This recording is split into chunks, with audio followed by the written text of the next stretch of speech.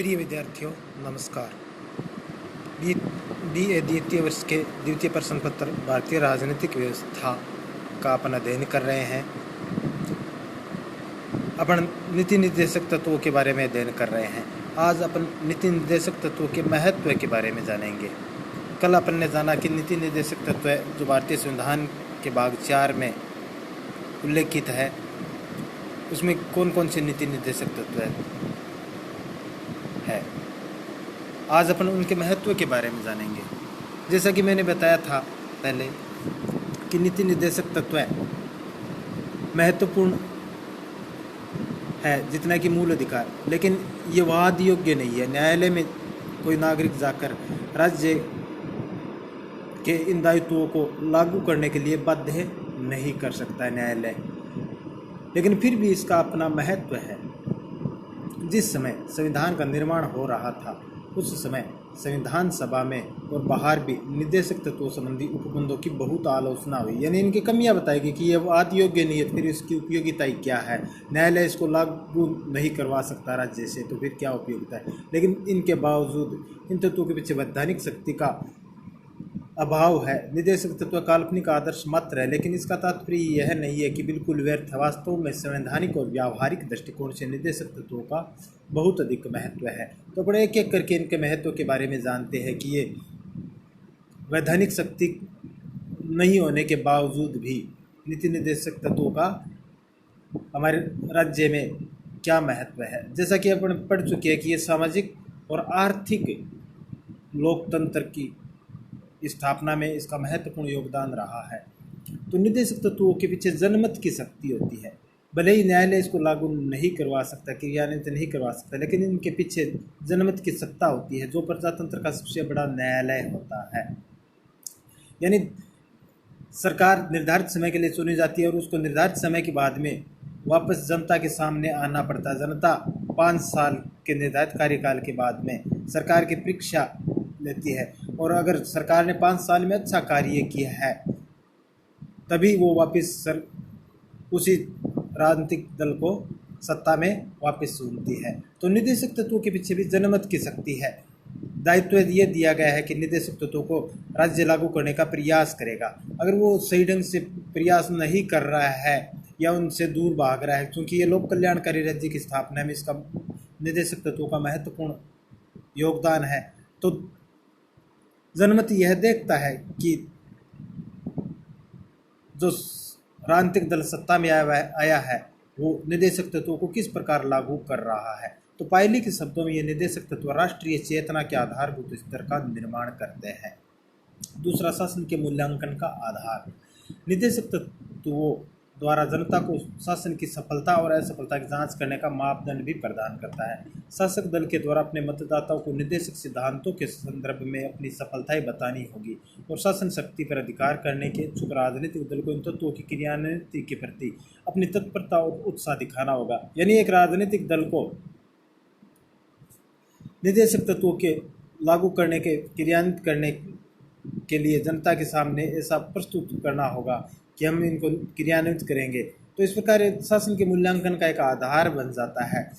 विपक्षी पार्टी भी जब चुनाव होते हैं निर्वाचन के समय, और सत्ता पक्ष भी इन निर्देशक तत्वों को लागू क्रियान्वित करवाने के लिए जनता के सामने इस प्रकार का जनमत तैयार करने का प्रयास करता है। सामाजिक आर्थिक क्रांति के साधन। हमने 1947 में राजनीतिक स्वतंत्रता प्राप्त की, लेकिन राजनीतिक स्वतंत्रता देश की सामान्य जनता की सामाजिक आर्थिक स्थिति सुधारने का एक साधन नहीं है। इस प्रकार की सामाजिक आर्थिक क्रांति का मार्ग निर्देशक तत्वों में बताया गया है। अतः निर्देशक तत्वों को क्रियान्वित करते हुए सामाजिक आर्थिक क्षेत्र के अंतर्गत नवीन युग में प्रवेश किया जा सकता है। यानी लोकतंत्र 1947 में हमारा देश आज़ाद हुआ, राजनीतिक स्वतंत्रता प्राप्त हो गई कि इस प्रकार चुनाव हो गए, जनता की इसमें भागीदारी हो गई, अधिकार मिल गए। लेकिन जब तक सामाजिक क्षेत्र में समानता, आर्थिक क्षेत्र में समानता स्थापित नहीं हो जाती, तो सही ढंग से हम स्वतंत्र नहीं।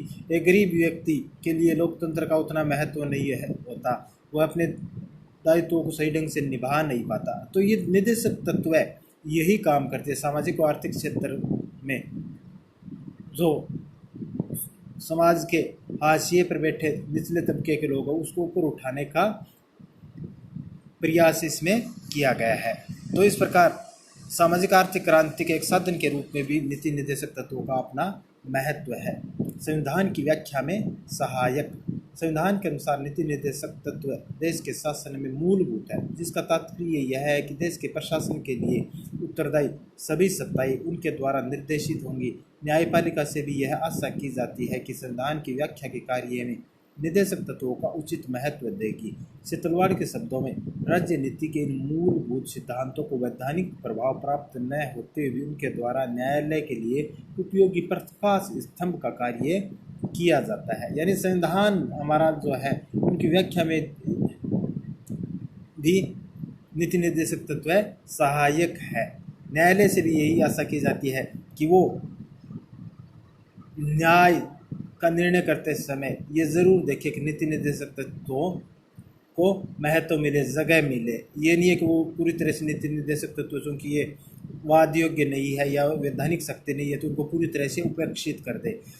जब भी संवैधानिक निर्णय देते समय न्यायालय को ये ध्यान में रखना चाहिए। इसी प्रकार प्रशासन को भी, सत्ता को भी ये ध्यान में रखना चाहिए, कोई भी कार्य करे वो नीति निर्देशक तत्वों को क्रियान्वित करने का ज़्यादा से ज़्यादा प्रयास करे।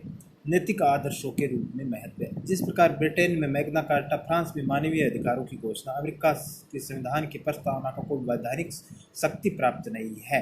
यानी इन देशों में भी इस प्रकार की मैग्ना कार्टा ब्रिटेन का है, फ्रांस का अधिकारों का घोषणा पत्र है या अमेरिकी संविधान की प्रस्तावना, इनके पीछे भी कोई कानूनी वैधानिक शक्ति, संवैधानिक शक्ति नहीं है, लेकिन इसका भी अपना महत्व है। महत्व है नैतिक महत्व है, नैतिकता का भी अपना स्थान होता है। तो इसी प्रकार हमारे देश में जो नीति निर्देशक तत्व है, वैधानिक शक्ति नहीं होते हुए भी उसके पीछे नैतिक महत्व है, नैतिकता का महत्व है।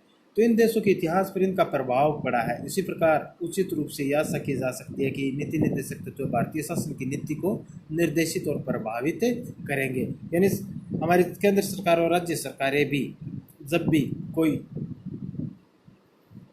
अधिनियम, कानून बनाती है उस समय इनको उचित महत्व देती है, ऐसी आशा की जाती है।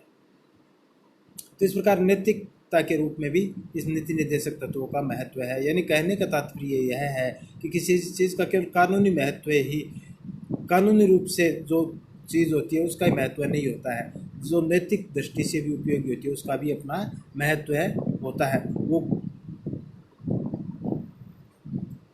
नीति निर्देशक तत्व इस दृष्टि से भी महत्वपूर्ण है कि इसमें गांधीवादी आदर्शों को स्थान दिया गया है। गांधी जी ने स्वतंत्रता आंदोलन के दौरान जो सपने संजोए थे तो उन गांधी जी के आदर्शों को भी नीति निर्देशक सिद्धांतों में महत्वपूर्ण स्थान दिया गया है, जैसे कुटीर उद्योगों की स्थापना, पंचायतों की स्थापना या मद्यपान निषेध। इस प्रकार के बहुत सारे गांधी दर्शन के जो आदर्श थे उनको नीति निर्देशक सिद्धांतों में जगह दी गई है हमारे संविधान में। तो इस प्रकार भी नीति निर्देशक तत्वों की अपनी उपयोगिता बन जाती है। इस प्रकार कहा जा सकता है कि वैधानिक शक्ति प्राप्त न होने पर भी निर्देशक तत्वों का अपना महत्व और उपयोगिता है।